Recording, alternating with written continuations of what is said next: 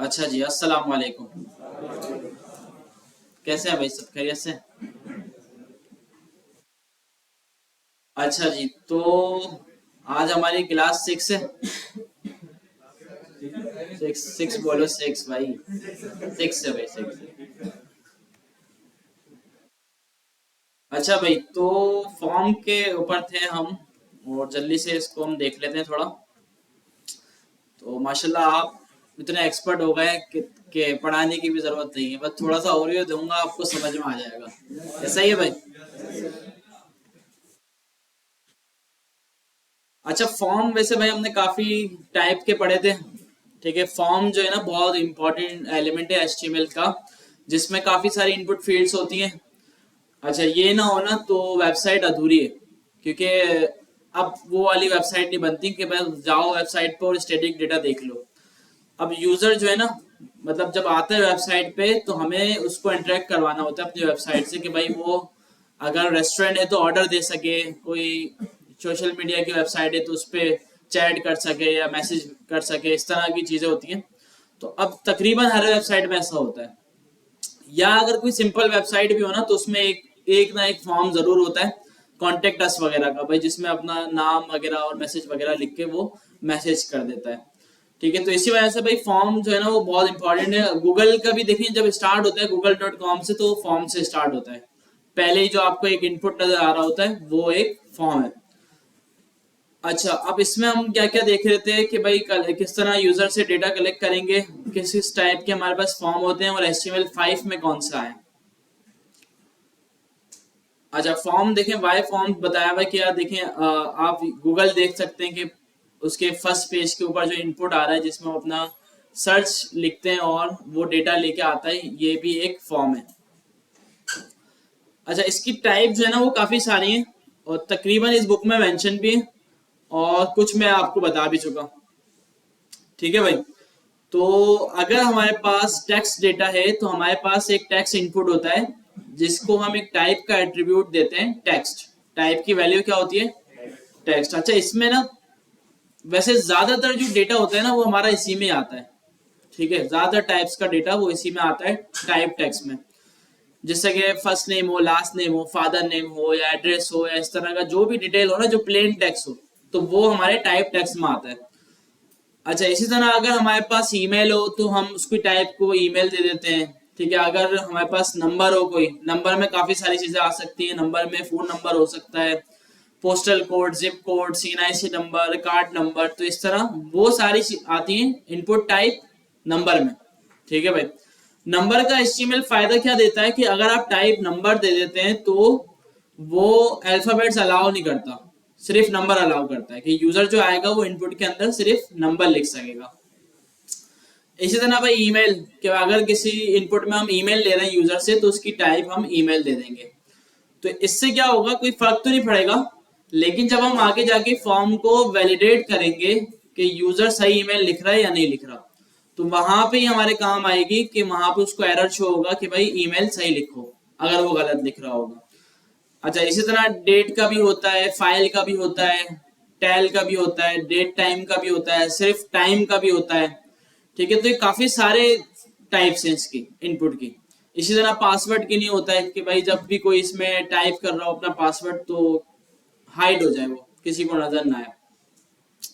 इसी तरीके से अगर मल्टी लाइन टेक्स्ट लिखना हो तो हमारे पास क्या था, टेक्स्ट एरिया, जिसमें हम मल्टी लाइन टेक्स्ट लिख सकते हैं। इसमें भी काफी सारी चीजें आ सकती है, जैसे कि कोई मैसेज लिखना हो, कोई कमेंट लिखना हो, कोई ईमेल लिखनी हो, कोई पोस्ट करनी हो किसी प्लेटफॉर्म पे, ठीक है, बना रहे हो अगर इस तरह का आप कुछ, तो आप मल्टीपल जो है वो यूज कर सकते हैं टेक्स्ट एरिया के साथ। अच्छा, मेकिंग चार्जेस में क्या है कि अगर हमारे पास कोई फिक्स डेटा हो, जिस तरह जेंडर होता है, ठीक है भाई, या देखिए यहाँ पे इन्होंने एग्जांपल दी हुई म्यूजिक की कि भाई आपको कौन सा रखना है। ठीक है, इसी तरह चेक बॉक्सेस में क्या होता है, अगर हमारे पास डेटा तो फिक्स्ड है लेकिन वैल्यूज हमें मल्टीपल सेलेक्ट करवाने हैं यूजर से, कि भाई आप क्या क्या इसमें से सेलेक्ट करना चाह रहे हो।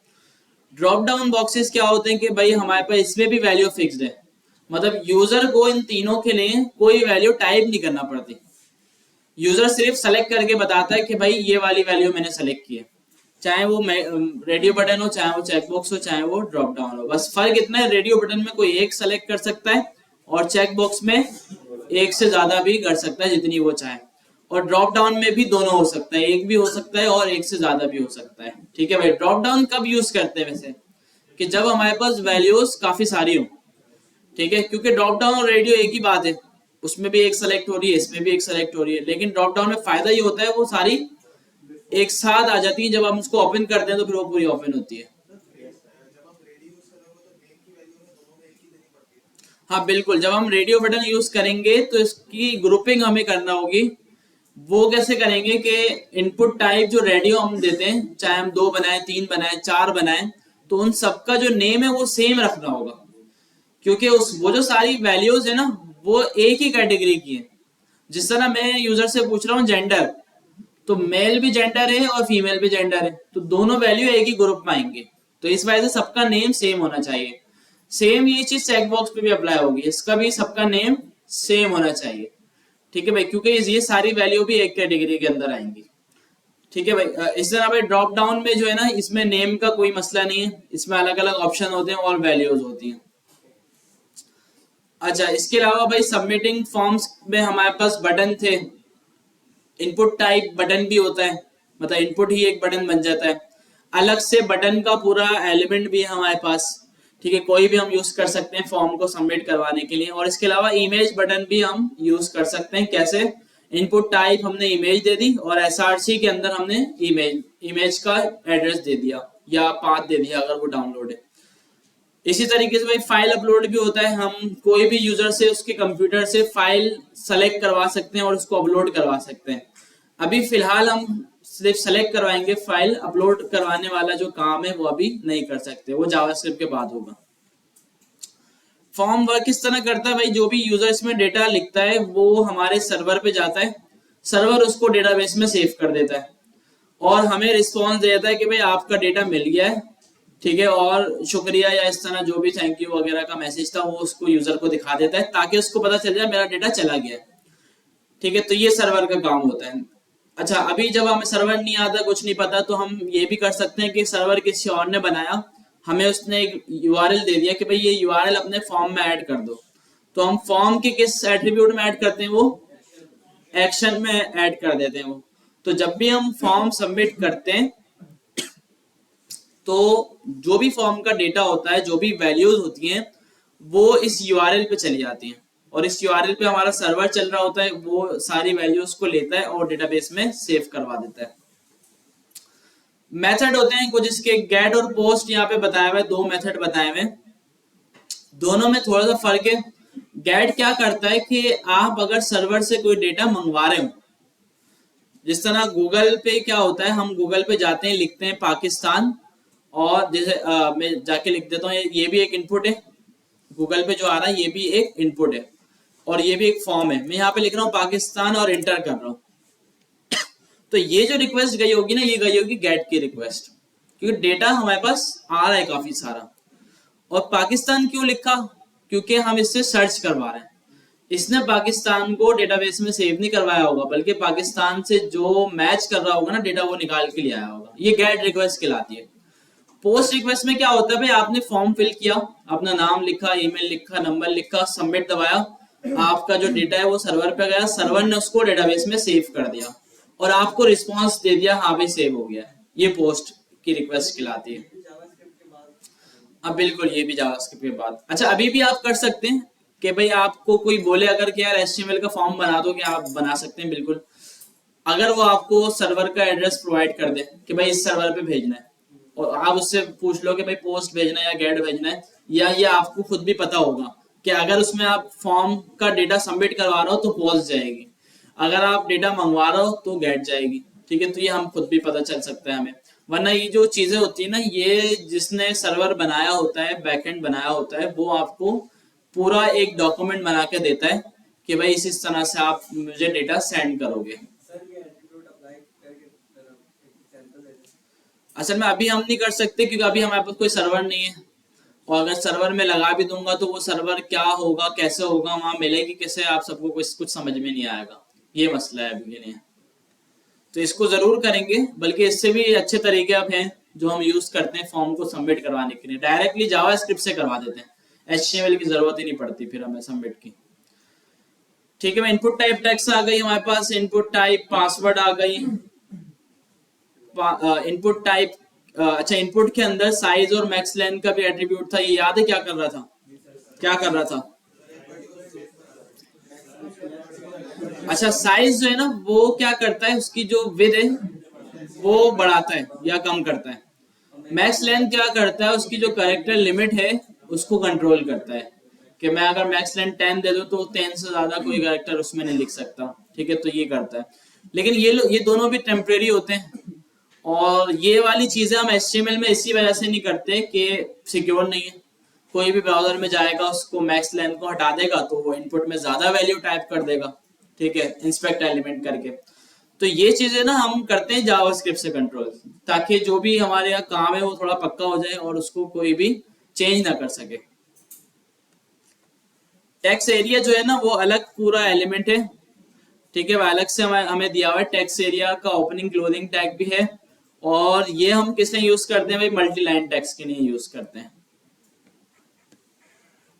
रेडियो बटन मैंने अभी बताया आपको कि भाई अगर हमारे पास कोई फिक्स्ड वैल्यू है, जैसे जेंडर हो गया, या हमने यूजर की कोई सिटी सेलेक्ट करवानी है 2-3 सिटीज में से, ठीक है, तो इस तरह का डेटा हो गया, या कोई सब्जेक्ट सेलेक्ट करवाना है कि भाई इन सब में से कोई एक ले लो, या कोर्सेज, मिसाल के तौर पे 4 कोर्स के एडमिशन आए हैं भाई SMIT में, तो उनमें से कोई यूजर एक सेलेक्ट कर सकता है। तो उसके लिए भी क्या हम यूज करेंगे, रेडियो बटन, क्योंकि वैल्यूज हमारे पास 4 ही हैं। अगर वैल्यू ज्यादा होती तो फिर हम ड्रॉप डाउन यूज करते। ठीक है, अब आप बोलेंगे भाई मैंने फॉर्म जो बनाया है उसमें क्यों ड्रॉप डाउन यूज किया हुआ है, उसमें 2-3 वैल्यू आती है, उसमें हो सकता है ज्यादा भी आ जाए क्योंकि वो डायनामिक है। जो अभी वाला हमारा फॉर्म है forms.silaniwelfare.com पे, देखा है ना सबने, एडमिशन लिया बल्कि देखा ही होगा। तो इसमें ना तकरीबन देखें हर जगह ड्रॉप डाउन यूज किया हुआ है मैंने। एक तो इसकी ये वजह है कि ये डायनामिक है, और दूसरी इसकी ये वजह है कि अब जैसे जेंडर तो डायनामिक नहीं है, जेंडर भी डायनामिक है, क्योंकि कुछ कोर्स होते हैं जिसमें सिर्फ मेल के लिए एडमिशन होता है, कुछ कोर्स होते हैं इसमें फीमेल के लिए होता है, कुछ कोर्स में दोनों के लिए होता है, तो ये वैल्यू भी डायनामिक है। तो इस वजह से मैंने ये इसको ड्रॉप डाउन में रखा है, क्योंकि ये डायनामिक है, इसमें ज्यादा भी हो सकते हैं। ठीक है भाई, जेंडर तो पता है यहाँ पे इतने ज्यादा नहीं होंगे, लेकिन फिर भी एक ये जो पूरा फॉर्म है ना, ये पूरा फॉर्म ही डायनामिक है। मतलब फॉर्म में अगर कोई फील्ड भी ऐड करनी हो ना तो डेवलपर की जरूरत नहीं है, वो खुद कर लेते हैं मैनेजमेंट वाले, मतलब ऐसा फॉर्म है ये। बाकी क्वालिफिकेशन भी डायनामिक है, कि भाई कुछ ऐड करना हो कुछ हटाना हो फॉर्म के ऊपर से तो हटा सकते हैं आराम से। तो इस वजह से इन सब चीजों में ना ड्रॉप डाउन आ रहे हैं, रेडियो बटन और चेक बॉक्सेस वगैरह नहीं लगाए हुए। ठीक है, वरना हम रिक्वायरमेंट के हिसाब से देखते हैं कि अगर हमारे पास जेंडर है तो हम रेडियो बटन लगा देते हैं, क्योंकि हमें पता है 2 ही वैल्यू है सिर्फ। ठीक है, और जरूरी नहीं है कि आप रेडियो बटन लगाएंगे। रेडियो बटन हो सकता है आपका इतना अच्छा डिजाइन है उसको खराब कर रहा है बीच में आके थोड़ा सा, तो आप कोई मसला नहीं, आप ड्रॉप डाउन लगा दें अगर वो आपको अच्छा लग रहा है, और आपके डिजाइन के हिसाब से जो अच्छा लग रहा है वो आप लगा लें, कोई मसला नहीं। तो इस तरह से होता है।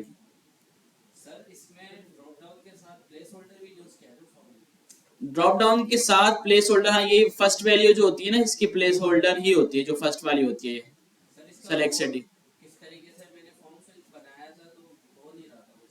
इसका तो देखें सिंपल ही होगा ना, वही सेलेक्ट और ऑप्शन वाली जो चीज होती है।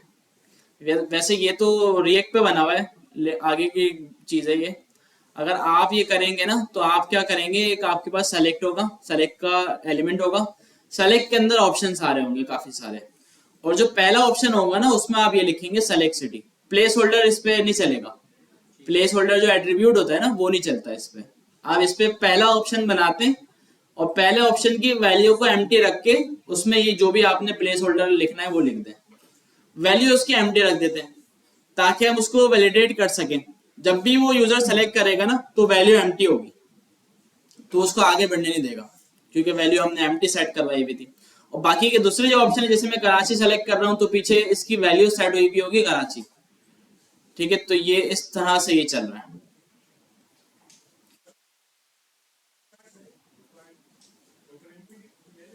रिक्वायर्ड करें तो जब तक हम वैल्यू सेलेक्ट नहीं करेंगे जब तक ये नहीं चलेगा, सबमिट नहीं होगा। क्या कह रहे हैं? अच्छा, फॉर्म पे डेटा लेने के बाद जो आपका कार्ड बनता है वो जावास्क्रिप्ट से बनता है। बहुत आसान है, मुश्किल नहीं है, जावास्क्रिप्ट का एक कोड होता है।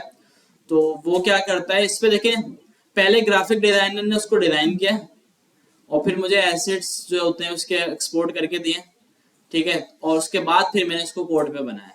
इस तरह से होता है। बल्कि जो कार्ड है ये तो मैंने खुद भी नहीं बनाया था, एक स्टूडेंट से ही बनवाया था।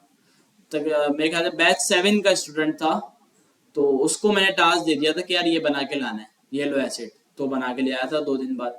तो फिर थोड़ा सा उसको मैंने अपडेट करा, अपने हिसाब से सेट किया और चला दिया।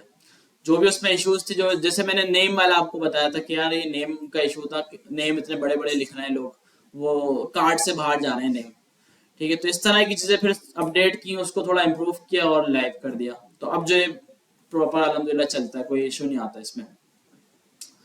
बाकी इस पे अब ये काम हो रहा है, तो स्टूडेंट पोर्टल भी आने वाला है इसमें, जिसमें आप लॉगिन कर सकेंगे और अपने अटेंडेंस देख सकेंगे और फिर अपनी क्विज़ेस की जो डिटेल है वो देख सकेंगे, अपने सर्टिफिकेट्स देख सकेंगे जो भी आपको मिलेंगे। तो इस तरह की चीज़ें होंगी यहाँ पे। तो टीम अभी बना रहे हैं इसके लिए, अकेले बंदे का तो काम नहीं है, जाहिर सी बात है, अब तो बिजी है बहुत। तो टीम बन जाएगी आहिस्ता आहिस्ता और फिर इस पे काम होगा। आप लोगों ने भी करना है भाई, जरूर। देखिए, मैं तो, मेरी तो शुरू से यही कोशिश रही कि यार जो मेरी तरफ से हो सके मैं रिटर्न करूं चलाने को, ठीक है। और मैंने इससे इससे वेबसाइट भी मैंने ही बनाई है ना, ये वाली जो ऑफिशियल है सैलानी वेलफेयर की, देखिए ये वेबसाइट भी मैंने बनाई है। अब इस पे मैं काम नहीं कर रहा, अब दूसरे डेवलपर्स कर रहे हैं, लेकिन जो कंप्लीट जो करके दी थी इनिशियल वेबसाइट वो मैंने करी थी पूरी। तो ये भी तकरीबन पूरी वेबसाइट जो है ना वो डायनामिक है, डायनामिक भी है और इसमें लैंग्वेज सपोर्ट भी है, इंग्लिश, उर्दू या जो भी दूसरी लैंग्वेज भी ऐड करनी हो तो वो भी हो जाएगी, ठीक है। तो ये वेबसाइट जो बनी हुई है, ये बनी हुई है रिएक्ट पे। डायनामिक का मतलब ये होता है कि यार ये जो कंटेंट नजर आ रहा है ना, ये कोड लिखे बगैर आप अपडेट कर सको। मतलब जो नॉन टेक्निकल बंदा है उसको आप एक ऐसी चीज बना के दे दो कि वो खुद से वेबसाइट को अपडेट कर सके, चेंज कर सके। तो ये डायनामिक होता है, मतलब डायनामिक कंटेंट है भाई। अभी सैलानी वेलफेयर में खुश आमदेद लिखा हुआ आ रहा है, मैं कुछ और लिखना चाहूँ तो कोड में जाके नहीं लिखूंगा, मैं इसका एक ऑप्शन दूंगा उसको कि भाई एडमिन पैनल है, यहाँ पे जाओ और वहां जाके आप चेंज कर दो, तो वो खुद से कर लेगा। तो इस चीज को हम बोलते हैं कि यार ये डायनामिक वेबसाइट है, कि जब दिल करे कंटेंट चेंज हो जाए। ये भी बहुत आसान है, जावास्क्रिप्ट से होता है सब काम में। अच्छा, इसमें ना 2-3 तरीके होते हैं। एक होता है गूगल ट्रांसलेट, उसके जरिए हो जाता है कि आपने लिखी तो इंग्लिश है, लेकिन वो उसको ब्राउजर पे देख के ना, वो तो ब्राउजर का ना डिफॉल्ट होता है, वो ब्राउजर पे ना गूगल ट्रांसलेट डिफॉल्ट होता है क्रोम के ऊपर। अगर आप किसी अरबी वेबसाइट पे जाते हैं या किसी फ्रेंच वेबसाइट पे जाते हैं तो वहां पे ऊपर ऑप्शन आता है आपके पास ट्रांसलेट टू इंग्लिश, तो वो ब्राउजर का अपना होता है। एक होता है कि हम वही गूगल ट्रांसलेट अपनी वेबसाइट में लगा दें, और एक ये वाला जो काम किया हुआ है, इसमें क्या है कि जो उर्दू लिखी भी आ रही है ना, इसमें एक एक वर्ड खुद लिखा है, लिखवाया है कंटेंट राइटर से।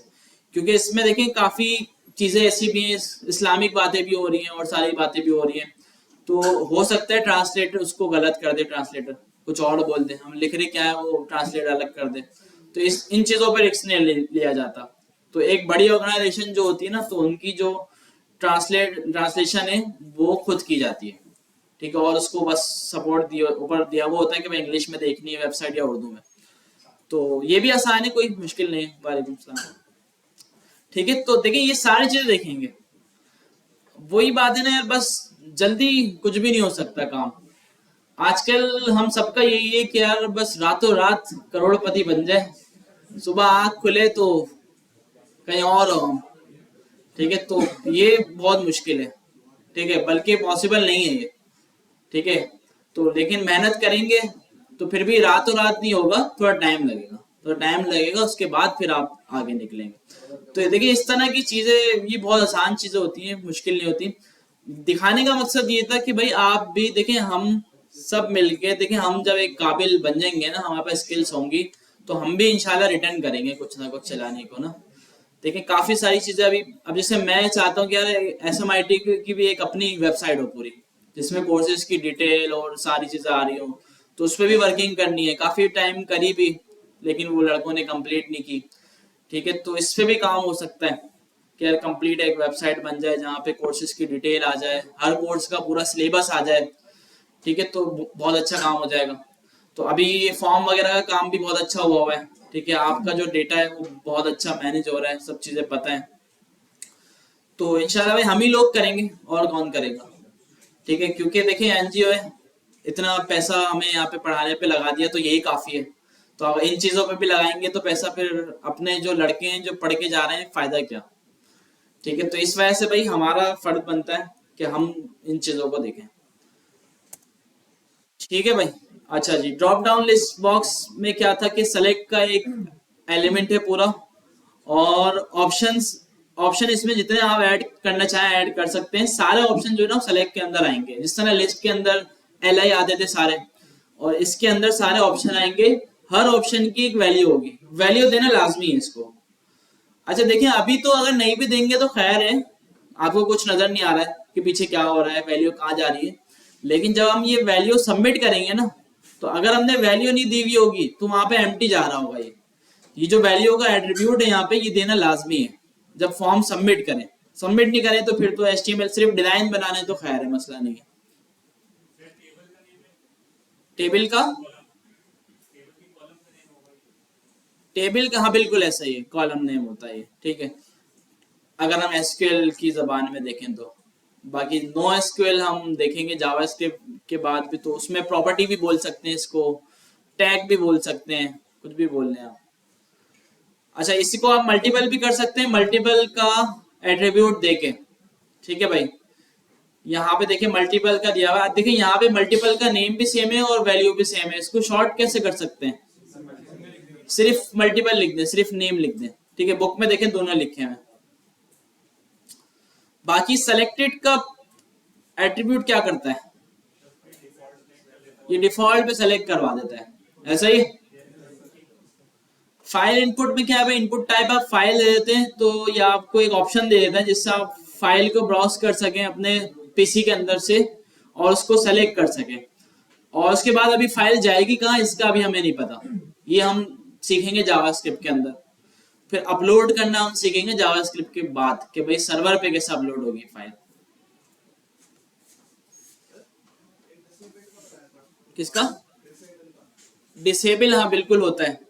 डिसेबल क्या होता है कि भाई आप किसी भी इनपुट को और किसी भी बटन को डिसेबल कर सकते हैं। अच्छा जल्दी से एक फोल्डर बना लेते हैं ताकि थोड़ा बहुत कोड भी हम कर लेना हाथ के हाथ। क्या डेटा आज 19,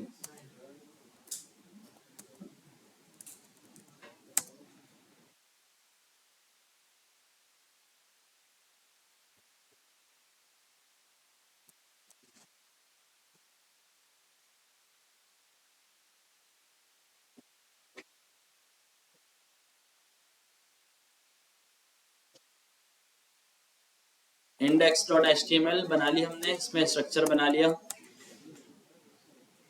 अच्छा जी, फॉर्म आ गया। फॉर्म के अंदर हमने एक इनपुट बना लिया, इनपुट की टाइप पहले हमने टेक्स्ट रख दी। अच्छा, अगर हम इस इनपुट को देखिए डिसेबल कर देते ना, डिसेबल भी एक इसका एट्रीब्यूट होता है जिसका नेम और वैल्यू सेम होती है, तो हमने इसका भी सिर्फ नेम लिख दिया। अच्छा, अब ये क्या करेगा, ये डिसेबल हो जाएगा, देखिए नजर आ रहा है ये, लेकिन ये आपको कुछ टाइप करने नहीं देगा, इसको डिसेबल रख देगा।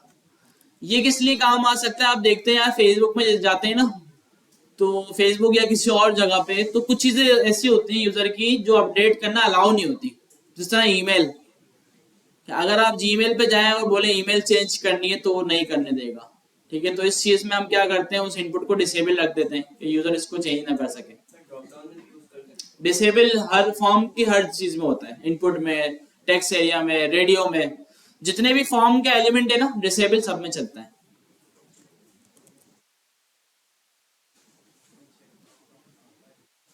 अच्छा, सबमिट बटन जो इनपुट का अपना भी होता है, इनपुट टाइप सबमिट दे देंगे तो ये एक बटन बन जाएगा। और बटन जो है ना वो अलग से भी होता है, बटन का एलिमेंट, और ये इमेज भी होता है। टाइप इमेज दे दी और एसआरसी में हमने बटन दिया। अच्छा इमेज अब इतना यूज नहीं होता क्योंकि अब हम खुद से इतने अच्छे अच्छे बटन बना लेते हैं, इमेज की जरूरत नहीं होती। नहीं सीएसएस से स्टाइल डिजाइन देके ना, वो डिजाइन का काम है क्योंकि, लेकिन जितना भी डिजाइन से रिलेटेड काम होगा वो सीएसएस से होगा, और जितना भी फंक्शनैलिटी होगी वो जावास्क्रिप्ट से होगी।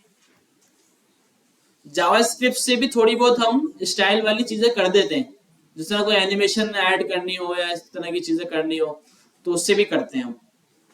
बटन का अपना एलिमेंट भी है, ओपनिंग टैग क्लोजिंग टैग दोनों है, पूरा एक बटन बन जाता है।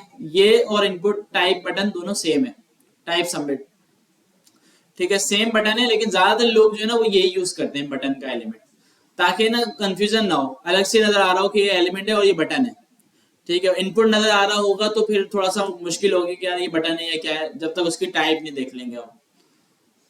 इनपुट टाइप हिडन जो है ये भी पहले चलता था, अब इतना नहीं चलता, कि अब हम हमारे पास काफी सारे ऑप्शन ऐसे होते हैं कि हम वैल्यू को खुद सबमिट करवा देते हैं बगैर यूजर को शो करे। तो ये पहले इसलिए यूज होता था कि भाई फॉर्म में एक वैल्यू ऐसी हो जो यूजर को नजर ना आए। मिसाल के तौर पे मैंने एक फॉर्म बना के 4 कंपनीज को दे दिया अलग अलग, और मैं उसकी देख रहा हूँ स्टेट्स देख रहा हूँ कि कहाँ से कितने मेरे पास एंट्रीज आ रही हैं। तो मैं क्या करूंगा, एक इनपुट टाइप हिडन बना के उसकी वैल्यू में मैं कंपनी का नाम सेट कर दूंगा कि भाई 1 2 3 फॉर्म सिलानी से आए, 2 एसएमआईटी से आए, 2 कहीं और से आए। तो इससे ये फायदा होता है। और यूजर को क्यों नहीं दिखा रहे हिडन, क्यों है कि उसके काम की चीज नहीं है, कंपनी नेम वो क्यों देखेगा, तो वो तो अपना बस फॉर्म फिल करेगा। तो इस तरह की चीजें इससे यूज होती थी, लेकिन अब जो है ना हम जावास्क्रिप्ट से कर देते हैं ये, कि भाई फॉर्म जब सबमिट हो रहा है तो उसमें 1 2 वैल्यू जो भी हमें अपनी मर्जी से ऐड करनी वो ऐड करी और भेज दी। लेबलिंग फॉर्म कंट्रोल याद है भाई ये किस लिए था? ठीक है भाई, हाँ तो ये उसी के लिए था। तो इसका फायदा ये होता है जब आप लेबल लगा देते हैं तो टेक्स्ट के ऊपर भी जब आप क्लिक करते हैं ना तो वो आपको सीधा इनपुट में ले जाता है। और ये लेबल भी तकरीबन हर फॉर्म एलिमेंट पे चलता है, टेक्स्ट एरिया पे भी लगा सकते हैं, रेडियो, अच्छा रेडियो बटन पे ज्यादा लगाते हैं ये ना, क्योंकि जब भी कोई टेक्स्ट पे भी क्लिक करें तो वो सेलेक्ट हो जाए। रेडियो बटन में और चेकबॉक्स में ज्यादा यूज होता है ये, इसका वहीं पे ज्यादा काम है, ठीक है। बाकी इनपुट में भी आप लगा सकते हैं, कोई ऐसा मसला नहीं है। लेबल अगर आप लेबल के अंदर इनपुट रखेंगे तो फिर सही चलेगा लेबल। अगर लेबल अलग और इनपुट अलग, दोनों अलग अलग हो तो क्या किस तरह कर रहे थे हम? आईडी देके, इनपुट को हमने दी आईडी और लेबल को हमने एक एट्रीब्यूट दिया 4, कि भाई ये लेबल किसके लिए है। 4 में हमने जो वैल्यू दे दी वो उसकी आईडी दे दी इनपुट की, तो जब भी उस लेबल पे कोई क्लिक करेगा वो इस इनपुट पे चली जाएगा, मतलब उसका जो फोकस है वो उस इनपुट पे आ जाएगा। तो ये लेबल का काम होता है। अच्छा जी, ग्रुपिंग फॉर्म एलिमेंट्स में क्या था? फील्ड सेट था, इससे पूरा एक ग्रुप बना रहे थे हम, ठीक है। जिस तरह हमारे पास बहुत बड़ा एक फॉर्म है अगर, तो हम उसको डिवाइड कर देंगे ग्रुप के अंदर कि भाई personal information, contact information, qualification हो गया, इसके अलावा ऑफिस यूज हो गया। तो इस तरह हम पूरे फॉर्म को डिवाइड कर देंगे। फील्ड सेट क्या करेगा, आपके फॉर्म के ऊपर एक बॉर्डर ड्रॉ कर देगा, और लेजेंड इसका जो चाइल्ड है इसके अंदर हम बनाते हैं, वो क्या करेगा उस बॉर्डर के टॉप पे एक हेडिंग ऐड कर देगा, इस तरह से जिस तरह आपको डिजाइन नजर आ रहा है ये वाला कॉन्टेक्ट डिटेल्स का। तो इसका ये काम है। अच्छा, फॉर्म वैलिडेशन इन HTML5, इसमें क्या करना है देखें। वैसे तो देखें हमारी यही कोशिश होनी चाहिए कि जब भी हम इनपुट बनाएं तो इनपुट्स की रिलेटेड टाइप रखें हम, मतलब अगर हम ईमेल लेना चाह रहे हैं उसमें तो उसकी टाइप ईमेल रखेंगे, अगर हम उसमें नंबर लेना चाह रहे हैं तो उसकी टाइप नंबर लिखेंगे। ये मैं क्यों बोल रहा हूँ कि अगर आप सबकी टाइप टेक्स्ट भी रख देंगे ना तो चलेगा, सब कोई मसला नहीं आएगा, कोई एरर नहीं आएगा, लेकिन आगे जाके आप फंस जाएंगे। तो जो भी आपको डेटा लेना है उसकी टाइप वही रखेंगे जो आगे जाके आपको काम आएगी। तो जब यहाँ पे आप आके रिक्वायर्ड का एट्रीब्यूट लगाएंगे तो ये क्या करता है, बगैर फॉर्म को फिल करे सबमिट नहीं होने देता, या आपको एरर शो करता है हर फील्ड के ऊपर, वार्निंग दिखाता है कि भाई आप इस फॉर्म को या इस फील्ड को पहले फिल करें और उसके बाद आगे बढ़ें।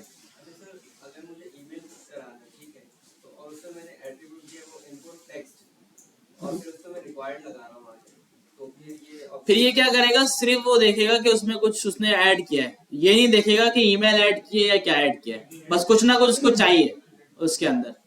अगर आप ईमेल लगा देंगे तो ये उसको ईमेल को वैलिडेट करेगा कि भाई ये करेक्ट ईमेल है या नहीं है। ठीक है, तो ये फायदा होता है इसका। एक इनपुट हमें पता चल गया, ये पूरा कैलेंडर हमारे पास खोल देता है। कैलेंडर के अंदर से हम कोई भी डेट वगैरह सेलेक्ट करना चाहें तो हम कर सकते हैं। ठीक है, तो काफी पुरानी देता है, मेरे ख्याल से 1937 या 1960 से आपको देता है ये कैलेंडर। ठीक है, लेकिन इतना पुराना तो कोई होगा नहीं, या है लोग तो वेबसाइट नहीं यूज कर सकेंगे, फिर वो इतने पुराने होगा होंगे तो यहाँ तक देता है ये। और अगर इसमें मेरे ख्याल से मैनुअली आप खुद लिखें तो और ज्यादा भी लिख सकते हैं। बाकी टाइम का भी होता है और डेट टाइम दोनों का भी होता है।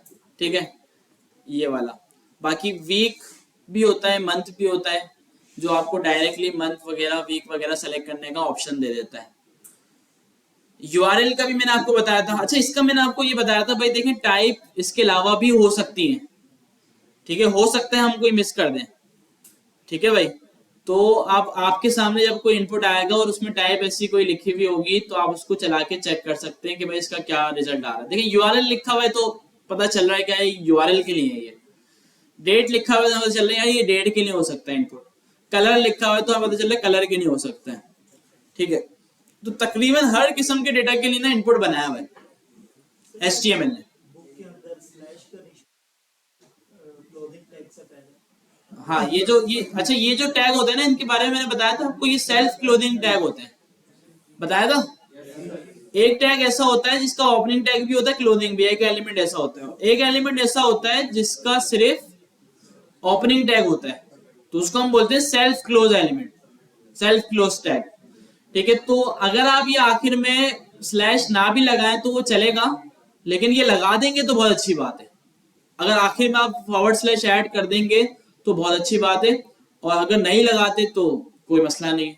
HTML तक कोई मसला नहीं है, लेकिन जब आप HTML से आगे जाएंगे तो फिर आपको मसला आएगा इस चीज में। तो देखिए अभी से ना शुरू से अगर हम बेस्ट प्रैक्टिसेस फॉलो करेंगे तो अच्छा है। ठीक है, ताकि आगे जाके ना हमें इश्यू ना आए। क्लियर है भाई?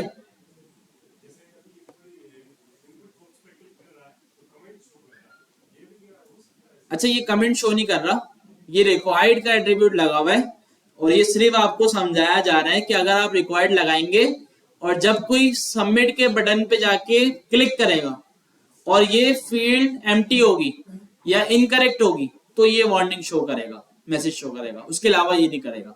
ठीक है भाई, ये करके दिखाया था ना मैंने। तो देखें, अब मेरे पास एक फॉर्म है, इसको दोबारा से इनेबल कर देता हूं मैं, और इसे मैं लिख देता हूं कि भाई एंटर योर नेम। अच्छा, इसमें मैं एक बना रहा हूं बटन, और इसको मैं बोल देता हूं ये सबमिट बटन है, और इनपुट को मैं एक एट्रीब्यूट दे रहा हूं, कौन सा? रिक्वायर्ड का। अच्छा, अब ये क्या करेगा कि भाई जब तक इनपुट के अंदर मैं कुछ लिख ना दूंगा, जैसे मैंने इसमें कुछ लिखा नहीं, अभी मैंने सबमिट करा तो इसने ये मुझे वार्निंग दे दी, please fill out this field. ठीक है भाई। अच्छा, अब मैं देखिए इसमें स्पेस भी दे दूंगा ना तो ये सबमिट कर देगा, कि स्पेस भी काउंट कर रहा है ये, जबकि करना नहीं चाहिए इसको, तो HTML करता है। अगर इसको और अच्छा वैलिडेट करना है तो वो जावास्क्रिप्ट से होगा। अच्छा, इसी तरीके से अगर मैं इसकी टाइप ईमेल कर दूं तो अब इसको ना ये और अच्छा वैलिडेट करेगा। कैसे भाई? मैं इसको जब सबमिट करूंगा पहले तो बोलेगा कुछ लिखो, और जब मैं इसमें कुछ लिखने लगूंगा तो ये वाली वार्निंग भी देगा कि भाई please include an @ in email address, और बाकी मिसिंग @ वगैरह, ये इस तरह की वार्निंग आपको देगा। और जब तक आप बिल्कुल सही ईमेल नहीं लिख देंगे ये आपको सबमिट नहीं करने देगा, सही लिखेंगे तो सबमिट करने देगा। ठीक है भाई, नहीं करने देगा, वो ईमेल सही नहीं है ना। देखें, ठीक है भाई, देखें ईमेल सही, देखिए अच्छा हो सकता है आप कुछ ऐसी ईमेल लिख दें जो गलत हो सकता है ये अलाउ कर दें, क्योंकि HTML है, इस पे रिलाई नहीं कर सकते हम। तो इसकी जो सही प्रॉपर वैलिडेशन करते हैं वो हम जावास्क्रिप्ट से करते हैं। इसका तो मैंने आपको बताया ना, यूजर जाएगा इंस्पेक्ट में और वो चेंज कर देगा, और वो गलत डेटा भी सबमिट कर सकता है आपको। अभी भी कई ऐसी वेबसाइट हैं जिसमें ऐसा ही है, लोग उसको फिर इस्तेमाल करते हैं गलत। वो क्या करते हैं, जिनको पता है, अब आपको आ गया इंस्पेक्ट का पता चल गया, अब आप भी यही करा करेंगे। आप जाएंगे, आपको लगेगा कि यार ये डेटा वैलिडेट कर रहा है, इंस्पेक्ट में जाके उसकी टाइप चेंज की और चलो भाई फॉर्म सबमिट। तो इस वजह से ना ये सिक्योर नहीं है फुल। तो इसकी जो प्रॉपर वैलिडेशन है वो हम किससे करते हैं, जावा स्क्रिप्ट से करते हैं। सर्च इनपुट में सिर्फ क्या टाइप हमने सर्च रखी हुई है, इसका सिर्फ एक ही काम है, ये आखिर में क्रॉस का आइकन ऐड कर देगा और ये क्या करेगा, पूरे टेक्स्ट को एक साथ रिमूव कर देगा। ठीक है भाई, क्लियर है ये चीज। गूगल में, अच्छा गूगल की अगर आपको देखनी है ना टाइप क्या लगी हुई है, तो आप इस पे इंस्पेक्ट करें, तो यहाँ पे देखें टेक्स्ट एरिया लगा हुआ है। ठीक है भाई, नजर आ रहा है। और बाकी देखिए इतने सारे जो एट्रीब्यूट हैं वो आगे के हैं। ठीक है, ये HTML के नहीं होते, ये इन्होंने अपने भी दिए हुए होते हैं, कुछ वैलिडेट कर रहे होते हैं, ये डेटा वगैरह कुछ देख रहे होते हैं इससे। तो यहाँ पे देखें टेक्स्ट एरिया है इसको, लेकिन इन्होंने बनाया सिंगल लाइन है, या देखें बल्कि मल्टी लाइन है ये देखें। जहां पे इस तरह मल्टी लाइन टेक्स्ट आ रहा हो ना, तो इसका मतलब वो जो है वो एक टेक्स्ट एरिया है। तो गूगल जो है वो टेक्स्ट एरिया यूज कर रहा है। अच्छा, हो सकता है ये फॉर्म भी यूज कर रहा हो, या बगैर फॉर्म के, मैंने आपको बताया ना जावास्क्रिप्ट से भी सबमिट हो जाता है। तो या ये जावास्क्रिप्ट से सबमिट कर रहा होगा। फॉर्म देखें यहाँ पे नजर तो नहीं आ रहा, बल्कि आ रहा है, देखें फॉर्म का एलिमेंट ही यूज हो रहा है इसमें, देखें नजर आ रहा है। और इसमें मेथड कौन सा लगा हुआ है, गेट का लगा हुआ है, जो कि मैंने अभी आपको बताया कि भाई गेट का मेथड किस लिए, कि यार डेटा लेके आना। अब मैंने इसमें पाकिस्तान लिखा, इतना सारा डेटा लेके आ रहा है, तो ये गेट का मेथड होता है। पोस्ट क्या होता है, सिर्फ डेटा सबमिट करना। और एक्शन में इसने क्या बोल दिया, स्लैश सर्च। इसका मतलब ये है कि इसी डायरेक्टरी के अंदर इन्होंने अपना सर्वर बनाया हुआ है। मतलब इसकी कोई सिबलिंग फाइल है, जो सिबलिंग होता है ना, सिबलिंग को गेट करते हैं, उसका डायरेक्ट नाम लिख देते हैं। तो इसने अपने सिबलिंग के अंदर ही पूरा सर्वर बनाया हुआ है और उसी से डेटा सेंड कर रहा है ये।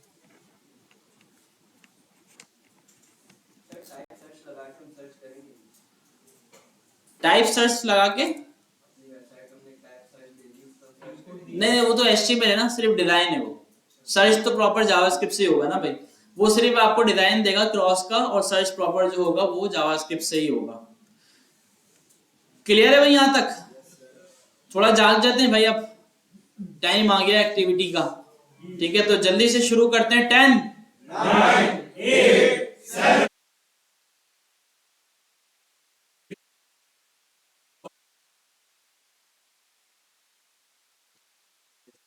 दूसरी करो पे, दूसरी जल्दी। ये देखिए, आपने बोला था रिक्वायर्ड लगाना, तो मैंने इस पे इनपुट टाइप टेक्स्ट देखिए और रिक्वायर्ड यहाँ पे मैंने लगा दिया। ठीक है, अब जब मैं इसको सबमिट कर रहा हूँ तो यहाँ पे एक रिक्वायर्ड का तो ऑप्शन देना चाहिए, ये डायरेक्ट सबमिट हो जाएगा। फॉर्म यूज नहीं किया होगा आपने, फॉर्म एलिमेंट देखो वो ऊपर है ना, फॉर्म वहीं पर ही बंद हो गया, फॉर्म नीचे बनाना चाहिए। तो फील्ड सेट को तो फॉर्म लगेगा, फॉर्म तो लाजमी है, सबसे पेरेंट पे फॉर्म होगा, फॉर्म के अंदर होगा जो भी होगा। ठीक है भाई, जो भी इनपुट एलिमेंट हम बनाएंगे वो फॉर्म के अंदर बनाएंगे, ये आपने याद रखना है। ठीक है, अब हमारे पास चैप्टर 8 है और चैप्टर 9 है, जल्दी से इसको कवर करेंगे और फिर हम आ जाएंगे टेस्ट के ऊपर। ठीक है भाई, फिर आपसे क्वेश्चन आंसर करेंगे। क्या शुरू नहीं करेंगे? CSS कर दें आज ही? कर देते हैं।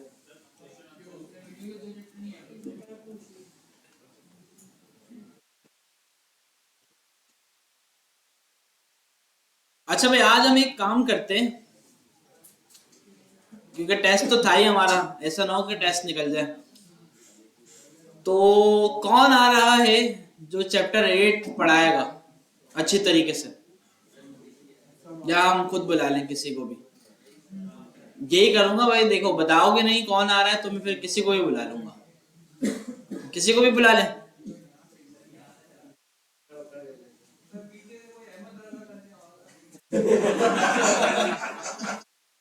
पीछे से कोई अहमद रजा आना चाह रहा है, गड़वा दिया दोस्त को। भाई आ जाए, कोई भी आ जाए जल्दी से, चैप्टर 8 पढ़ाना है। अच्छा, आता नहीं है या माइक से डर लगता है? दो वजह हो सकती है, या तीसरी भी हो सकती है, कॉन्फिडेंस चाहिए। अच्छा भले चले यहाँ आके खड़े होके पढ़ा दें या बता दें या बैठ के पढ़ा दें, जैसा करना है कर लें। कौन आ रहा है जल्दी से बताएं। आ रहे हैं भाई, आ जाओ। देखो भाई, ऐसा कॉन्फिडेंस चाहिए मुझे।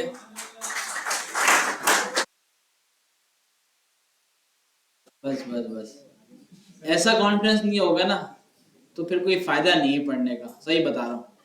और ये देखिए, जितने आप बैठे हुए हैं ना कभी नंबर आएगा आपका भी यहाँ आगे पढ़ाने का। ठीक है भाई, इसी लैपटॉप रख देते आप भले अपना, इसी पे पढ़ा देना। हाँ, इसके बाद चैप्टर स्लाइड आगे बढ़ते जाओ, भले कोड नहीं लिखना, सिर्फ समझाना है। ठीक है सर, आप बैठे थे, बैठो बैठो, मैं स्टूडेंट बन जाता हूँ। Thank you.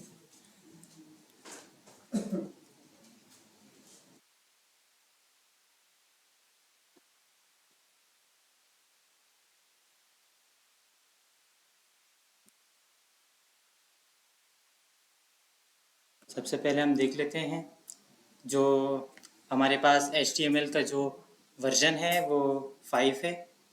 तो उसकी जो स्पेसिफिकेशन है वो डॉक टाइप HTML है। पहले जो थी उससे पहले हमारे पास, जैसे कि ये 4 वर्जन है, हमारे पास इसमें वो हमारे पास एक्सक्लेमेटरी साइन है, डॉक टाइप HTML पब्लिक की तरह लिखा होता था। एंड देन उसके बाद हमारे पास ये फर्दर कोर्स में भी हमारे पास ये HTML4 के अंदर आता था, लेकिन ये हमारे पास HTML5 में इनको सिंपल कर दिया गया है, डॉक टाइप HTML। और इसके बाद अगर हम देखते हैं कि अगर हमने किसी भी दूसरे डेवलपर को समझाना है कि हमने कौन सा कोड लिखा है, तो हम उसको कमेंट्स की फॉर्म में लिख सकते हैं। तो कमेंट्स कैसे करते हैं, हम शिफ्ट प्रेस करेंगे और 1 जो है हमारे पास वो प्रेस करेंगे, जिसकी वजह से एक्सक्लेमेटरी साइन। आप लोग सवाल भी कर सकते हैं अगर किसी का सवाल हो। जो सवाल करेगा अगली बार उसकी है।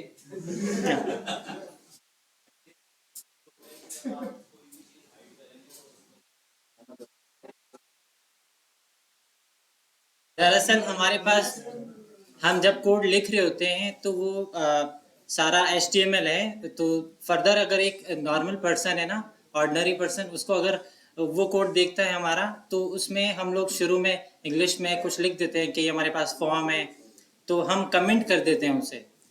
तो ये कमेंट इसीलिए यूज होता है कि दूसरा कोडर उसको समझे। कमेंट्स इसलिए यूज होता है कि कोई डिटेल अगर लिखनी हो तो वो जी विजिबल ना करनी हो, जी बिल्कुल सही बताया आपने। ताकि डिटेल उसमें लिख दे लेकिन वो विजिबल पढ़ी जा सके। वर्डिंग में हम उसे लिख सकें, जी वर्डिंग में हम उसे लिख सकें।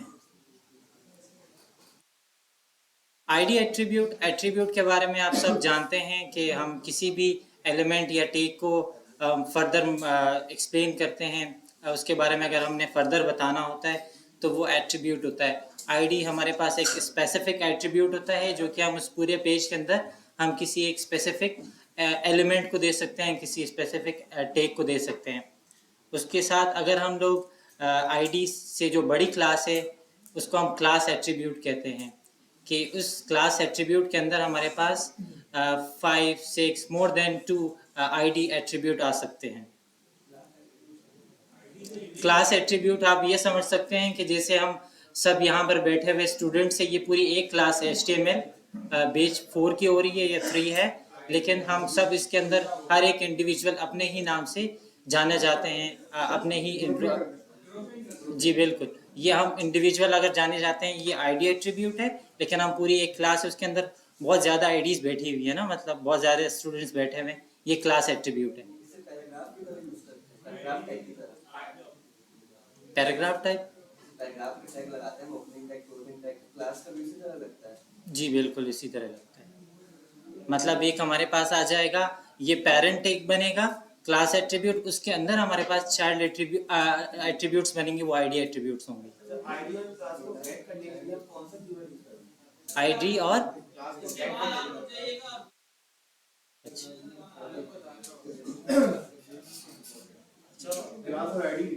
आईडी क्लास और आईडी।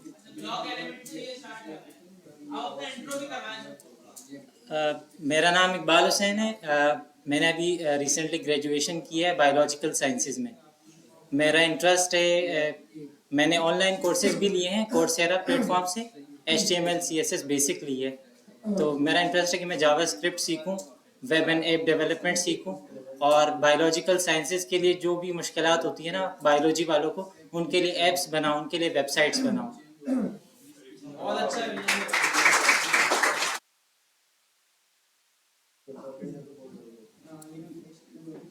बिस्मिल्लाहिर्रहमानिर्रहीम। मुदब्बिर आज़म नाम है मेरा, और अभी तो मैं आईटी की फील्ड से मेरा ताल्लुक़ नहीं है, बैंकिंग से रिलेटेड मैं जॉब कर रहा हूँ। लेकिन आईटी में कुछ अरसा मैंने काम किया हुआ है। एक वेबसाइट भी अपनी नॉर्मल प्रोजेक्ट बेस बनाई है, लेकिन 3 साल पहले। उसके बाद अपनी फील्ड से जो मैंने छोड़ दी है, तो अभी दोबारा इसी में इसीलिए अपनी फील्ड को ज्वाइन करने के लिए इसमें एडमिशन लिया है। तो उस तरीके से अभी कंसेप्ट्स तो ज़ाहिर बात है 3 साल पहले किए हैं तो क्लियर नहीं है, लेकिन दोबारा से इंशाल्लाह सिलानी को ज्वाइन किया है। तो अच्छा, अब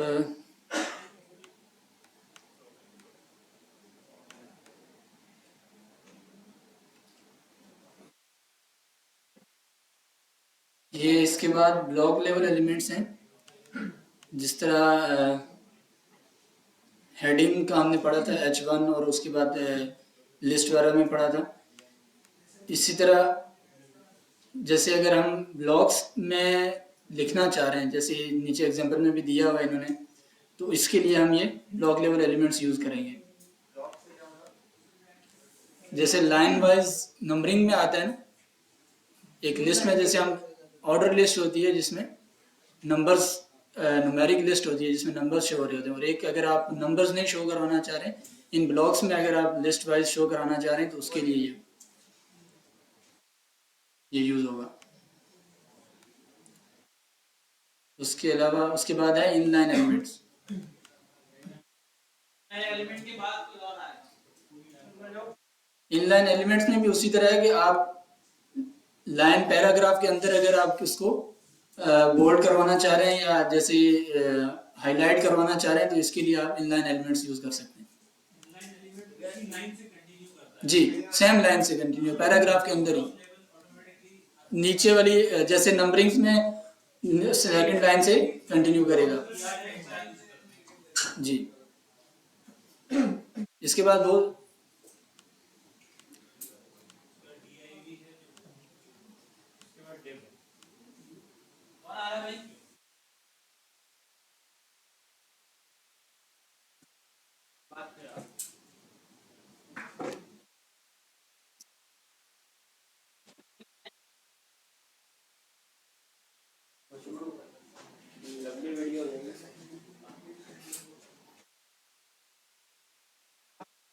एक दो को ना अपनी मर्जी से बना।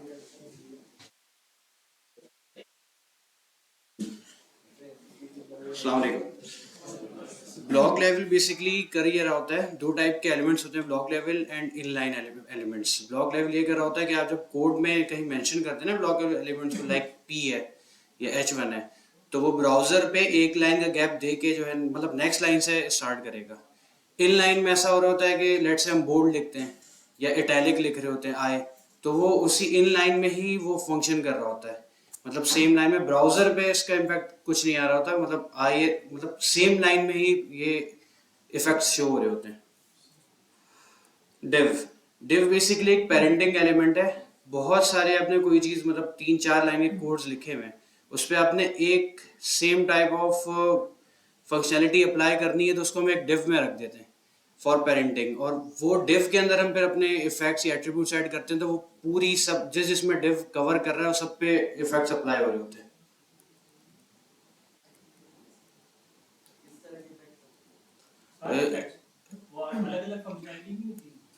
उनके ज़्यादातर ये CSS में यूज़ हो रहा होता है, CSS या जावा CSS में यूज़ हो रहा होता है। लेट्स से किसी का बैकग्राउंड कलर सेम करना है या सेम कलरिंग अप्लाई करनी है, तो हम उस चीज़ को डिव में रख देते हैं, मतलब पेरेंटिंग उसके डिव से कर देते हैं, तो ये सब पे उसके इफेक्ट्स आ रहे होते हैं।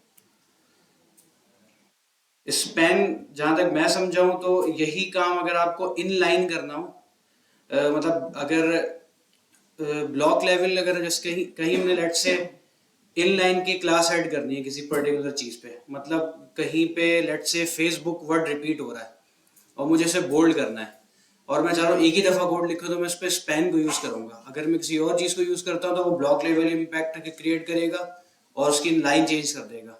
जबकि लेट से मैंने एक ही पैराग्राफ में लिखना था, तो मैं स्पैन का एलिमेंट यूज़ करूँगा, तो उससे इनलाइन इम्पैक्ट सब पे ओवरऑल कवर करेगा ये। आई फ्रेम्स, कहीं किसी अपनी आपकी जो फिजिकल लोकेशन है वो अपने मैप को अपनी वेबसाइट में ऐड करना है, तो वाई फ्रेम के थ्रू यूज़ कर सकते हैं। वही एम्बेडेड, जैसे सर ने बताया भी था, गूगल मैप्स पे जाके उसके एम्बेडेड आई फ्रेम जो लिंक है वो आप ऐड कर देंगे इसमें, फिर उसका एम्बेडेड लिंक कॉपी पेस्ट करेंगे तो सिंपली आपकी वेबसाइट में यही मैप्स शो हो जाएंगे। मेटा, सर ने इसमें बताया भी था कि फेसबुक अगर आप गूगल करें तो उसमें डिस्क्रिप्शन लिखी आ रही है। Thank you.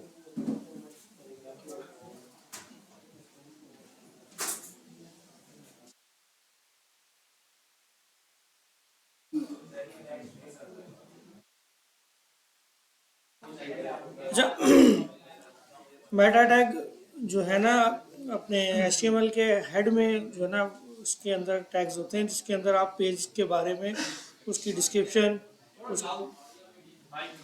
उसकी डिस्क्रिप्शन पेज के बारे में कीवर्ड्स देते हो, जिसमें आप अपने हेड के अंदर प्लेस करते हो मेटा टैग के अंदर, कि आपके पेज के बारे में वो बताता है। जैसे आप कोई होटल वेबसाइट बनाना चाह रहे हो, तो होटल वेबसाइट का जो मेन इंडेक्स पेज होगा उसके हेड में आप जो है ना मेटा टैग डालोगे, उसके अंदर डिस्क्रिप्शन और कीवर्ड्स के ज़रिए जो उस वेबसाइट के बारे में पॉसिबल वर्ड्स जो कि गूगल के ज़रिए या किसी भी सर्च इंजन के ऊपर कोई यूज़र जो है ना सर्च करे, तो आपकी जो वेबसाइट है वो गूगल या कोई भी सर्च इंजन है उसे पॉपअप करके लेकर आए। तो इसके अंदर जो होता है आप डिस्क्रिप्शन देते हो, उसके कीवर्ड्स दे देते हो कि भाई मेरी वेबसाइट के अंदर जैसे कोई होटल है, मैं मिसाल के तौर पर मैं कराची के अंदर होटल खोल रहा हूँ, तो मैं उसके अंदर कीवर्ड्स डाल दूंगा, hotel in Karachi, the most valuable hotel in Karachi, जो चीपेस्ट होटल इन कराची, ये इस तरह के कीवर्ड्स और डिस्क्रिप्शन मैं जो इंडेक्स का जो पेज है उसके हेड में मैं मेटा टैग के अंदर डाल दूंगा, उसकी सारी की सारी डिस्क्रिप्शन अपने ऑथर्स के बारे में बता दूंगा मैं कि कब से कब बनाया और किसने बनाया, ये हो सकता है इसके अंदर। अच्छा, स्केप कैरेक्टर्स होते हैं, कुछ टैग्स होते हैं, जैसे मिसाल के तौर पर एंगल ब्रैकेट है। अगर मुझे अपने वेब पेज के ऊपर एंगल ब्रैकेट शो करवाना है, तो मैं जब VS कोड के अंदर उसको लिखूंगा तो वो वैसे ही शो नहीं करेगा, उसके लिए मुझे स्पेशल कोड लिखना पड़ेगा जिसके लिए वो दिखाएगा। अब जैसे अगर एंगल ब्रैकेट ग्रेटर देन मैंने साइन दिखाना हो अपनी वेब पेज के ऊपर, तो जब मैं ऑर्डिनरी इस्तेमाल करूंगा यहाँ पर VS कोड के अंदर, तो VS कोड के अंदर तो स्पेशल उसकी मीनिंग है ना कि वो करेक्टर टैग्स के अंदर इस्तेमाल होता है, वो जो ग्रेटर देन साइन है। अगर मुझे ग्रेटर देन साइन HTML के थ्रू मुझे लिखना है, तो मुझे ये वाला कोड देना पड़ेगा @GT ग्रेटर देन @M%, इस तरह के मुझे उसको स्पेशल कोड देने पड़ेंगे, तो वो ब्राउज़र को रेंडर करेगा कि भाई यहाँ इसका मतलब ये है कि ग्रेटर देन का साइन देना है मुझे। यार इसका मुझे आइडिया नहीं, सर ये बता सकेंगे।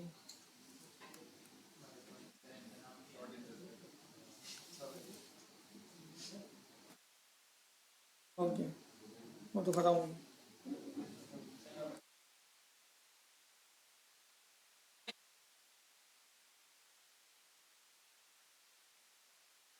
वर्ड क्या होता है कि भाई उस पर अगर हम वैल्यू देते हैं नो फॉलो की, तो फिर वो गूगल पे पेज शो नहीं करता। हाँ, मतलब जो जब आप देखें गूगल पे जाते हैं ना, जैसे मैंने गूगल पे जाके लिखा फेसबुक, तो इस पे पेजेस आ रहे हैं, लॉगिन आ रहा है, फेसबुक आ रहा है, सेटिंग्स आ रहे हैं। तो ये जिस पे एसईओ हुई होती है ना जिस पेज की, ये खुद गूगल शो कर देता है। तो अगर आप मेटा के अंदर रोबोट नो फॉलो कर देना, तो फिर वो एक पेज यहाँ पे नजर नहीं आएगा। मतलब कोई ज्यादा सिक्योर पेज हो जिसपे सेंसिटिव डेटा पड़ा हुआ हो, आप चाहते नहीं यार ज्यादा इस पे यूजर ना आए, बस कम कम आए, तो फिर वो आप उसको अंदर ही छुपा के रखते हो।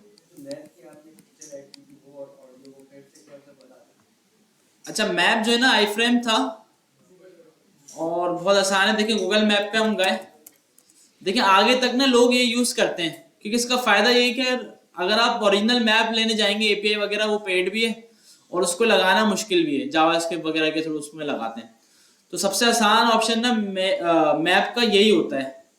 अब जैसे हैदराबाद पे हम अपना सैलानी का देखते हैं कि भाई मैंने इसको सेलेक्ट किया लोकेशन को, ये पूरी लोकेशन आ गई ना मेरे पास, मैंने यहाँ पे शेयर किया इसको, यहाँ पे एम्बेड अ मैप का ऑप्शन है आई फ्रेम, इसको मैंने कर लिया कॉपी HTML। आई फ्रेम जो है ना, क्योंकि ये HTML का एलिमेंट है, और अपनी HTML में आके मैंने इसको पेस्ट कर दिया। अब देखिए इसका स्टाइल वगैरह ना अपनी मर्जी से अपडेट भी कर सकता हूँ, इसका साइज हो गया, या इसको किस जगह पे शो करवाना है, किस पेज पे शो करवाना है। ज्यादातर ये कॉन्टेक्ट अस के पेज पे शो होता है, आपने देखा होगा, ठीक है। तो ये बहुत ईजी है और ये लोड भी बहुत फास्ट होता है, क्योंकि ये तो गूगल का मैप है, इतना लोड भी नहीं लेगा, और जो हमने मैप बनाया होगा ना, हो सकता है वो थोड़ा लोड ले इसके मुकाबले में। तो ज्यादातर वेबसाइट जो है ना वो ये वाला मैप यूज कर लेते हैं, क्योंकि ये बहुत जल्दी भी हो जाता है। आई फ्रेम कॉपी किया और पेस्ट कर दिया यहाँ पे। सेम इसी तरीके से वीडियो के ऊपर भी यही बात है कि भाई वीडियो यूट्यूब की अगर हम लगाते हैं तो वही सबसे ज्यादा फास्ट चलती है, और बाकी की जो वीडियोस है ना वो बड़ी लोड लेती हैं, हैवी होती हैं। तो इस वजह से वो भी हम इस तरह से लगाते हैं कि वीडियो पे जाके शेयर करते हैं और वहां से आई फ्रेम का कोड कॉपी करके पेस्ट कर देते हैं अपने पास, ठीक है। अच्छा, आगे वाले चैप्टर में देखें ऑडियो वीडियो था, इसमें फ्लैश क्योंकि ओल्ड हो गया है, इतना नहीं चलता, तो उसको छोड़ के वीडियो और ऑडियो हमने देखा था। वीडियो भी इसमें जो है ना वो ना होने के बराबर ही समझ लो, उसको इतना कोई यूज नहीं करते क्योंकि बहुत हेवी है। अगर आप उसके अंदर अपनी कोई वीडियो चलाएंगे तो वो लोड लेने में इतना टाइम लगा देगी, मसला आएंगे। ऑडियो इसमें हाँ अच्छा है, ऑडियो यूज कर लेते हैं हम कभी कभार। देखिए ऑडियो तो वैसे वेबसाइट में कम ही होता है, बहुत ही कम ऐसी वेबसाइट आएंगी जहाँ पे आपको ऑडियो की जरूरत पड़े। और कोशिश करके ना, देखिए अभी से हमने अपना जहन ये भी बनाना है कि कोई ऐसी वेबसाइट हो जो हमारे रिलीजन के अगेंस्ट जारी हो, तो हम उसको पहले से ही मना कर दें, ठीक है। तो इसमें क्या होता है, जैसे म्यूजिक की बना दी, ठीक है, मैं तो देखिए सबको ये समझाता हूँ, मैं भी इसको फॉलो करता हूँ। तो दूसरी तरह की भी वेबसाइट होती हैं, एप्स होती हैं, ठीक है। तो इस तरह का काम अगर हमने कर दिया ना गलती से भी, तो वो सारी जिंदगी चलता रहेगा, और इस पर जितने यूजर आएंगे ना उतना हमारा गुना जो है वो मल्टीप्लाई होता जाएगा, ठीक है। तो इस तरह पैसों के चक्कर में कुछ लोग बना देते हैं कि यार हमारा क्या जा रहा है, बना दो। जिस तरह म्यूजिक की ऐप है, सॉन्ग की ऐप है, डेटिंग ऐप है, ठीक है। तो इस तरह की चीजें बनाने से ना बचें। फिर इसमें ये होता है भाई नुकसान ही होता है, हमारा भी नुकसान होता है।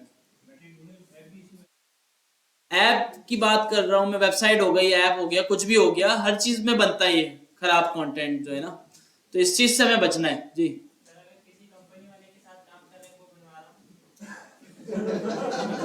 देखिए मैंने एक दफा बना दी थी और फिर उसके बाद मैंने पूरा प्रोजेक्ट कैंसिल किया था। पता है क्या सीन हुआ, मैं बना रहा था बैटिंग की ऐप, ठीक है भाई। तो क्यों भाई, क्योंकि वो मुझे 100% पता था कि इसको जो यूज करेंगे ना वो गोरे करेंगे। अब मैंने कहा यार उनको तो गुना मिलेगा नहीं, वो गोरे हैं, बना दो यार। तो फिर वो मैंने पूछा किसी, यार मैंने कहा यार इस तरह मैं ऐप बना रहा हूँ, तो मैंने ये सोच के बनाई है कि उसको यूज करने वाले मुसलमान नहीं है, वो गोरे हैं। तो बोला नहीं लेकिन गुनाह तो मिलेगा फिर भी। तो मैंने कहा यार क्या करें, फिर मैंने कैंसिल करा, ठीक है। तो इस तरह भी होता है, हम सोच तो लेते हैं कि यार नहीं ये करवा रहा है और इसको यूज करने वाला वो है, तो लेकिन फिर भी हम बना तो हम रहे ना भाई। तो इस चीज में मसला आता है भाई थोड़ा। देखिए अब देखिए आपके ऊपर है कि आपका दिल क्या बोलता है इस चीज पे, बना चाह रहे हैं आप या नहीं चाह रहे। देखिए इससे ज्यादा पता नहीं कितना काम भरा पड़ा हुआ है दुनिया में, इसके अलावा भी इतना काम है कि बंदे कम है करने वाले। तो हम इसको एक को जब मना कर देंगे तो फिर कुछ क्या जाएगा, हमारा कुछ भी नहीं जाएगा। देखिए मैंने फ्रीलांसिंग भी की बहुत टाइम तक, और काफी इस तरह के काम आए, काफी मना किए, अच्छे पैसे भी मिल रहे होते हैं लेकिन फिर भी मना किए, ठीक है। लेकिन फिर उसकी जगह कुछ और मिल जाता है, अच्छा मिल जाता है, ठीक है, जो हम कर सकें, ठीक है। फिर इस तरह कुछ और चीजें भी होती हैं।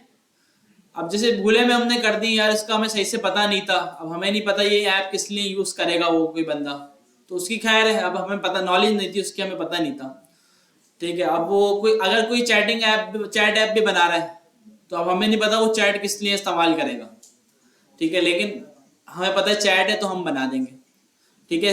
देखिए ये जो इंटरनेट पे चीजें है ना, इसका इस्तेमाल अच्छा भी होता है और बुरा भी होता है। तो इस वजह से भाई हम थोड़ा सा सोच समझ के सब चीजों को देख के फिर हम काम करते हैं। हाँ फायदे की ये चीजें बहुत बना रहे हैं हम, हमारे ऊपर लाजिम है। देखें हम अपने दीन के लिए भी काफ़ी चीज़ें बनाए, टेक्नोलॉजी के ऊपर लेके आए कि कोई सर्च करे तो उसको ज़्यादा से ज़्यादा डिटेल मिले, चीज़ों का पता हो। तो ये चीज़ें कम है इंटरनेट के ऊपर ना अभी। तो मैं खुद भी वर्किंग कर रहा हूँ इस पे, मेरे पार्टनर हैं, मेरी टीम है पूरी जिस पे वर्किंग चल रही है, जिसमें हम अरबिक ग्रामर की ऐप बनाई है हमने, जिसमें अरबिक ग्रामर सीखते हैं, नहफ जिस सब्जेक्ट का नाम है। इसके अलावा अभी सर्फ एक सब्जेक्ट का नाम है, वो भी लॉन्च होने वाली है। इसके तकरीबन 14-15 हज़ार यूज़र हैं पाकिस्तान में, इंडिया में, इधर उधर। तो ये बिल्कुल हमने मतलब कोई चार्जेस किसी से नहीं लिए, खुद अपनी मेहनत से बनाई और फ्री ऑफ कॉस्ट जो है इसको लॉन्च किया और दुनिया भर में लोग यूज़ कर रहे हैं इसको, समझे। तो इस तरह और भी सोचा हुआ है काम करने का, क्या इस तरह से काम होगा। तो देखें ये भी एक चीज़ है, देखें हर कोई करता है अपने मुल्क के लिए, अपने मज़हब के लिए काम ना। हम लोग थोड़े इस चीज़ में पीछे हैं, तो ये भी हम करेंगे तो बहुत फ़ायदा होगा भाई हमारे आने वाले लोगों को, हमारी कंट्री को। तो ये चीज़ भाई देखा करें थोड़ी। तो ऑडियो देखें इसी तरह ज़्यादातर जो है ना वो म्यूज़िक इस तरह की चीज़ें आएंगी, वहाँ पे यूज़ होगी। या हो सकता है कि आप कोई नात के लिए कुछ बना रहे हैं या बयान के लिए कुछ बना रहे हैं, ठीक है, तो वहाँ पे आप यूज़ कर सकते हैं। ऑडियो बहुत अच्छी होती है इसकी ऑडियो ना। अगर ऑडियो मैं आपको एक प्ले करके दिखाऊं ना तो बहुत स्मूथ चलती है। वैसे इसके अलावा भी अलग से लाइब्रेरीज भी होती हैं ऑडियो के लिए ना।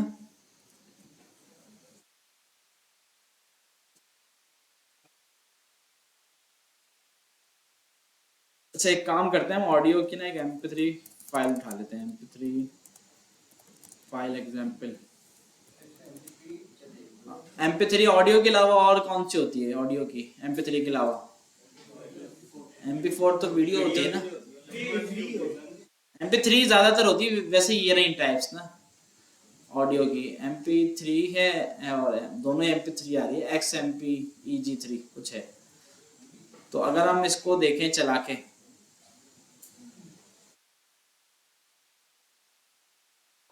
देखिए ये जो नजर आ रहा है ना आपको, ये सेम आपको मिलेगा HTML के अंदर, ये ऑडियो देखिए कितनी फास्ट भी चल रही है, ठीक है। और उसमें सारे कंट्रोल्स वगैरह भी, यहाँ पे डाउनलोड का भी होता है, प्लेबैक स्पीड भी होता है, इसको आप आगे बढ़ा सकते हैं। सेम यही है HTML का। देखिए अगर मैं भी आपको लगा के दिखाऊँ ना, ऑडियो SRC के अंदर मैं यही वाला URL पेस्ट कर दूँ और इसको मैं दे दूँ कंट्रोल्स।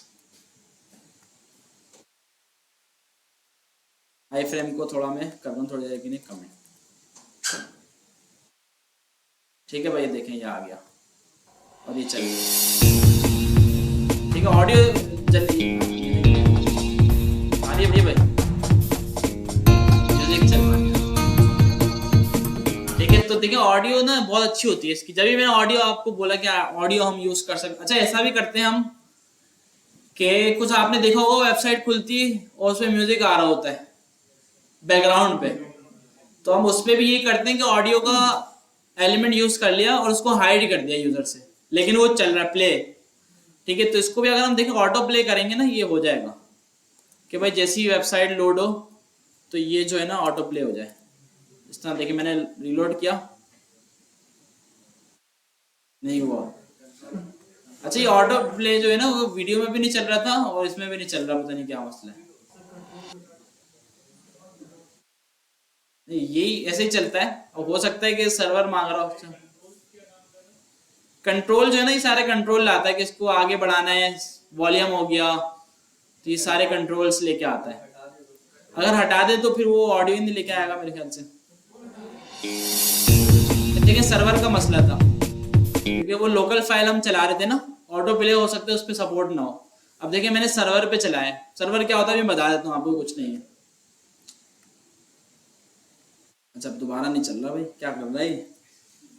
अच्छा दोबारा से अगर हम नए उस पर जाएं और इसको लोड करें तो ऑटो प्ले ना मसला। अच्छा इसको जावा स्क्रिप्ट से भी वैसे हम कर सकते हैं, कोई ऐसा मसला नहीं है। देखें अगर इसको मैं बंद करूं, कभी कभार चल रहा है ऑटो प्ले, कभी कभार नहीं चला। दोबारा स्टार्ट किया और ये नहीं चला, ठीक है। तो जावा स्क्रिप्ट से भी इसको हम चला सकते हैं, वैसे कोई ऐसा मसला नहीं है। इसको हाइड कर सकते हैं कि बैकग्राउंड में आ रहा हो। बाकी जावा स्क्रिप्ट का अपना भी पूरे एक लाइब्रेरी होती है और काफ़ी सारी चीज़ें होती हैं कि जो इस ऑडियो की जगह वो वाली ऑडियो यूज़ कर सकते हैं। लेकिन ये HTML तक यूज़ करने के लिए ना ये बहुत अच्छी है। कि देखिए पूरा बना बनाया आपको मिल गया ऑडियो प्लेयर, आप इसको आराम से यूज कर सकते हैं। जो भी ऑडियो आपकी बड़ी से बड़ी ऑडियो ये चलाएगा और फौरन से लोड करेगा। लोकल लिंक देना हो तो आप इसको डाउनलोड करें ऑडियो को, तो आप जिस तरह इमेज को देते हैं ना, देखिए मैं इसके यूआरएल पे जाके इसको डाउनलोड कर लेता हूँ।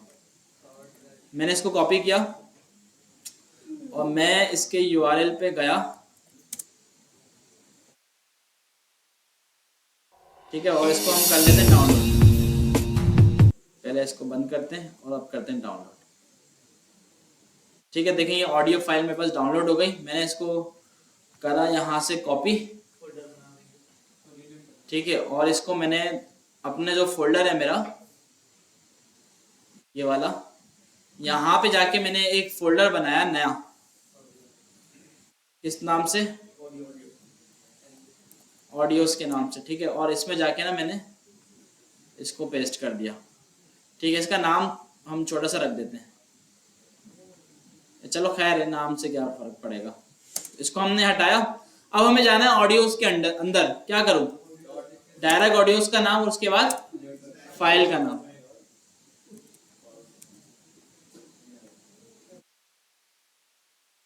ठीक है, देखिए अब भी ये चलेगा।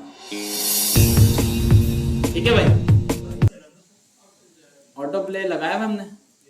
ऑटो प्ले देखिए इसका मसला आ रहा है ना, पता नहीं क्यों नहीं चल रहा है। उसका मसला नहीं होगा, वैसे तो एक ही बात है, आप पहले लिखें या बाद में लिखें, कंट्रोल को हटा के लिखें। कंट्रोल हटाएंगे ना तो पूरा वो गायब ही हो जाएगा, वो नजर ही नहीं आएगा। वो कंट्रोल का जो एट्रीब्यूट है ना वो रिक्वायर्ड है, कंट्रोल लगाएंगे तो फिर ये आएगा पूरा ऑडियो प्लेयर, वरना नहीं आएगा।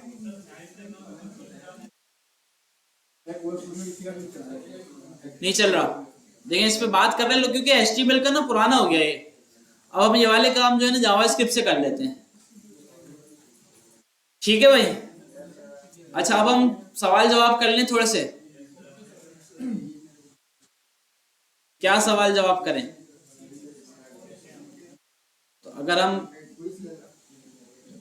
दूसरी कोई है इसमें है जिसमें पूरी वीडियो आ रही हो?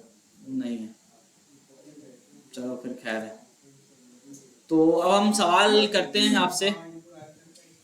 और क्विज आपका कब कर लें? वैसे फ्राइडे वाले दिन कर लें आपका क्विज HTML का, दे देंगे सब, फेल नहीं होना चाहिए। ठीक है भाई, क्विज इस तरह होगा कि यार आपके पास क्वेश्चंस आएंगे, क्विज ऐप होगी, उसमें एक क्वेश्चन होगा, ऊपर नीचे ऑप्शन आ रहे होंगे, उसमें से एक कोई सेलेक्ट करो जो सही है और नेक्स्ट कर दो। तो इस तरह क्विज होता है। उसमें कोडिंग के भी होते हैं कि यार ये देखो इनपुट मैंने लिखा हुआ है, अब ये बताओ कि इनपुट सही है या नहीं, यस और नो। तो आप बोलेंगे हाँ भाई यस ये सही कोड है। तो इस तरह के क्वेश्चन होंगे, ट्रू फॉल्स वाले होंगे। ठीक है, इस तरह HTML की फुल फॉर्म क्या है, इस तरह का नहीं होगा, इतना आसान है। ठीक है भाई, तो इस तरह के क्वेश्चंस आएंगे आपके पास, आप नेक्स्ट लगाएंगे। अच्छा, वो नेक्स्ट क्लास में मैं आपको बता दूंगा कि क्विज के लिए अगर लैपटॉप लेके आना है आपको, ठीक है, क्योंकि हाँ यहीं पर ही लेंगे। क्वेश्चंस होंगे 25 मेरे ख्याल से या 30, पासिंग मार्क्स होंगे 70% 100 में से। ठीक है, तो 69 में जिसके आए तो वो फेल हो जाता है, उसमें लिखा हो जाता है, फौरन रिजल्ट आता है। मतलब आपने 25 क्वेश्चन नंबर पे है, अब आपने नेक्स्ट करा और आपके सामने रिजल्ट आ गया कि भाई आप पास हुए या फेल हुए। ठीक है, तो उसी टाइम पे आपको पता चल जाता है। जो फेल होंगे तो बताया था ना उस दिन कि जो दोनों में फेल होंगे वो HTML सीरीज में उनको हम बाहर कर देंगे। फिर उसके लिए एक मौका होगा कि वो ऑनलाइन पढ़ सकेगा, YouTube पे हम अपलोड कर देते हैं। इसी वजह से तो हम रिकॉर्डिंग कर रहे हैं। लेकिन सर वो गूगल क्लासरूम से चला जाएगा, गूगल क्लासरूम से निकाल देंगे। ठीक है भाई, अच्छा जी, सीधे शुरू कर दें या टेस्ट कर लें? आज थोड़ा क्वेश्चन आंसर्स कर लेते थोड़े से। अच्छा, एक काम हम ये कर रहे हैं कि यहीं तक रखते हैं आज की क्लास को, रिकॉर्डिंग को। ठीक है भाई, और बाकी फिर हम क्वेश्चन आंसर्स पे आते हैं। सही है भाई, तो इसको कर रहा हूँ मैं स्टॉप।